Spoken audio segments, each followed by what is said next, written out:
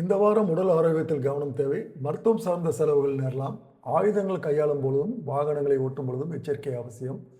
அடுத்தவர்களுக்கு உதவ போய் வீண்பழி ஏற்படலாம். கவனம் தேவை. உங்களை சார்ந்தவர்களே உங்களை தவறாக நினைக்கலாம். தொழில் வியாபாரம் தொடர்பான அலைச்சல்கள் அதிகரிக்கும். ஆனால் பண வரத்து திருப்திகரமாக இருக்கும். வாடிக்கையாளரின் கருத்துக்களுக்கு மதிப்பு கொடுப்பது நன்மை தரும். வியாபார ஸ்தலத்திற்காக புதிதாக இடம் வாங்குவீர்கள்.